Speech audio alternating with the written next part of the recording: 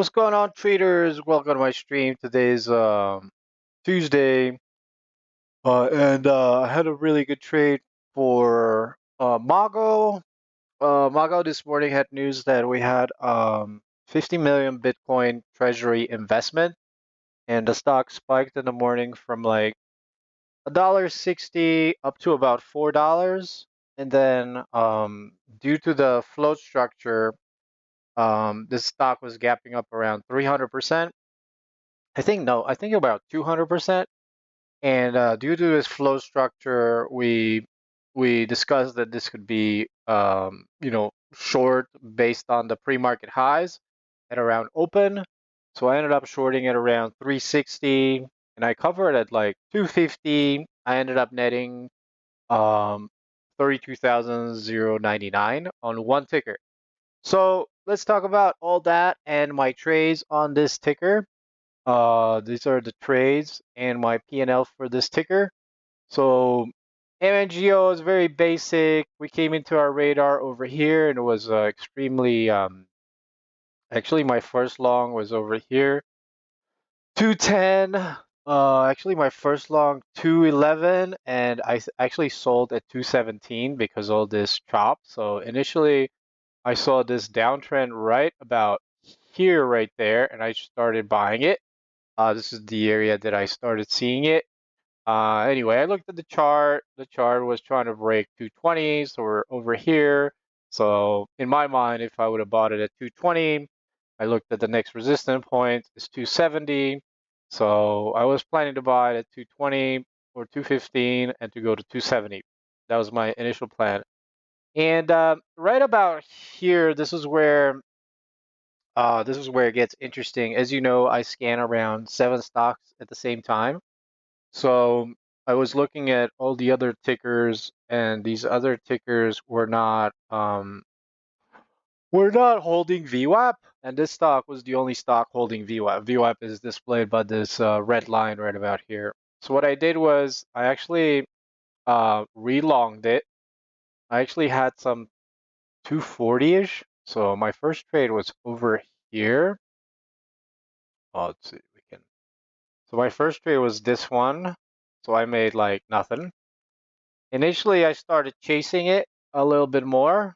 I started chasing it at 470 and 430, and then 440. So right here, I gathered around 25,000 share position, and then I made huge bank.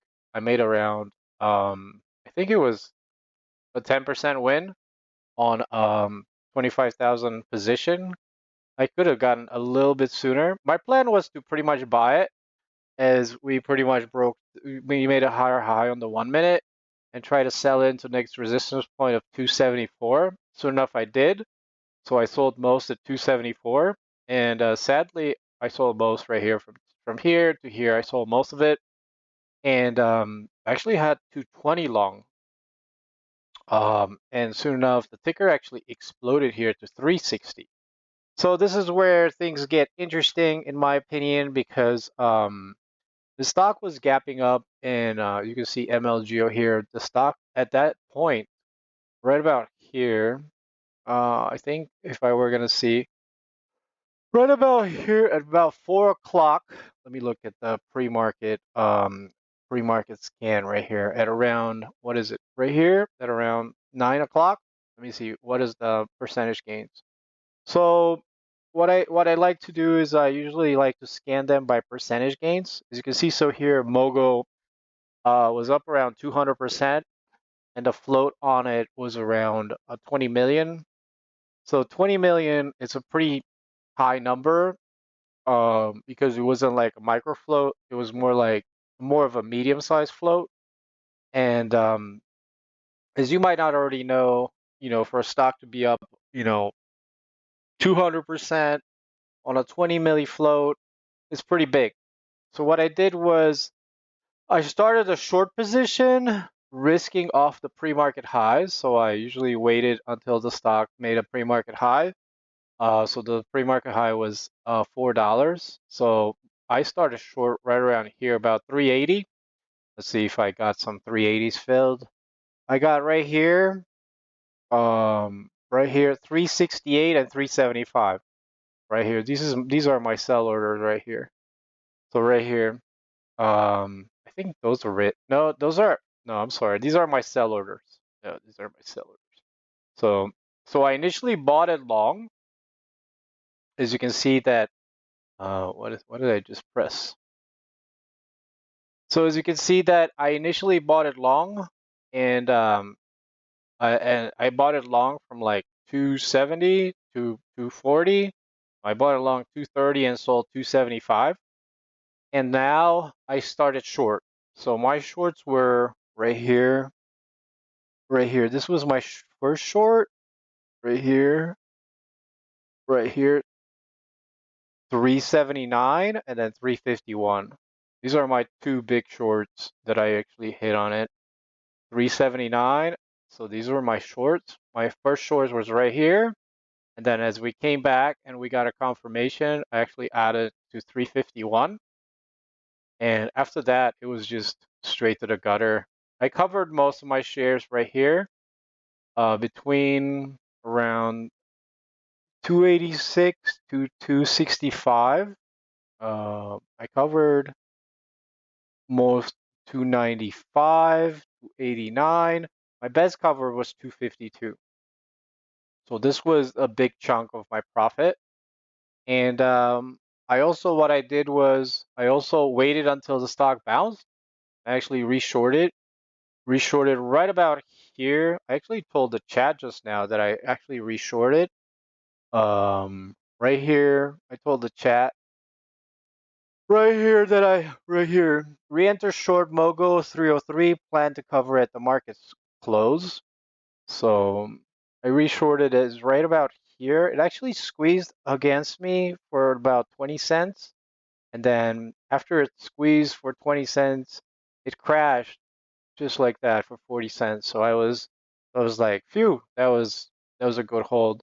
So the plan was here to short the bounce and then cover into the wash.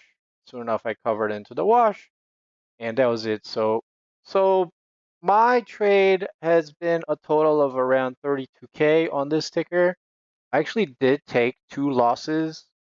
As you can see, that's not really my that's not really my average. That's not really how much I made today, because I did take two losers.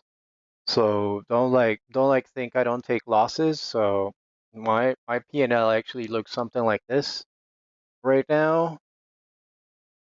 As you can see, I took actually a haircut over here and a haircut over here. So I'm not really up 32 because I do make stupid mistakes. But the majority of, the bulk of my profit was in Mogo. A lot of traders keep asking me like, what exactly are you supposed to do? Because a lot of these tickers are pretty much, they favor shorts. And I keep telling them that we're in summer trading. The majority of these tickers are going to be short. So I do recommend having a broker that, recommends, I'll show you a couple of tickers that were pretty much short. I don't know. There were like three tickers if I were gonna remember. There we go. There's one right here.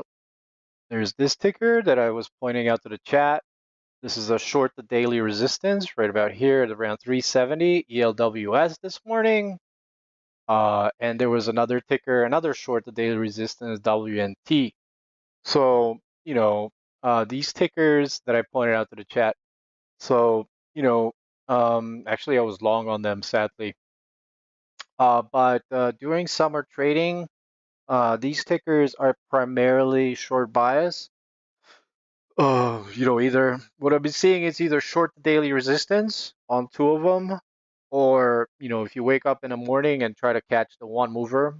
Today the one mover was Mogo, and try to day trade it as it goes higher. I should have rebought Mogo to tell you the truth, because I didn't really think it's gonna go so high.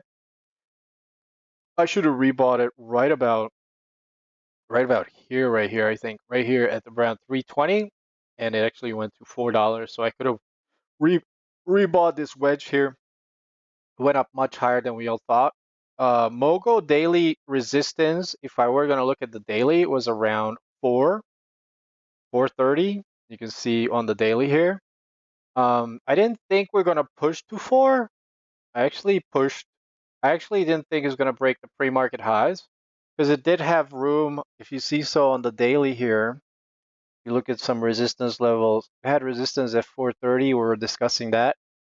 But I didn't think we're gonna get up to 430. And if we did get up to 420, I would have thought it was gonna immediately reject. And soon enough, it actually did. We hit 380 and immediately rejected down to 260. That's the thing. It's about tracking data. If it was a micro float that was gapping up 300%, you could have went up another 200% or another 100%. But this ticker had a 20 milli float, and a 20 milli float is around 20 times as big as a micro float. Let's confirm. Let's look on Finviz and confirm how big the float is. So you pretty much go on Finviz, you type Mogo, and then you look at the shares float right here, and it says 20.50 million. So the market cap's around 63 million. So it's more in the medium size. It's not in the small size. So it's a pretty tiny, pretty medium sized float. So the bigger the float, the less you're going to expect once the market opens, especially if it's gapping up 200%. It has a very high probability of selling off. So that's about it. Took my profit on these tickers, and you might wonder like why exactly I reshorted on the VWAP bounce. The reason I reshorted the VWAP bounce because I reserved the shares, and I'm paying to borrow these shares.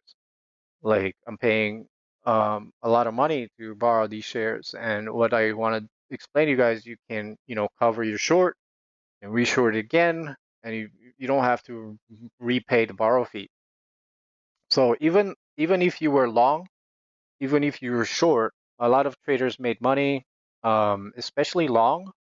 I mean, I've seen tons of traders in the chat room just longing it at like 220 and selling it at 240 and then relonging it at 230 and selling it 270 and then relong it again. So it was it was a really amazing opportunity on this stock that went up 200% for a long and a short. Anyway, if this interests you, make sure you click the link below and join me in my private Discord room where I discuss all these tickers on a day-to-day basis from 7 a.m. till about 10:30, 11, Monday through Friday, except for Monday. Monday I start at 9.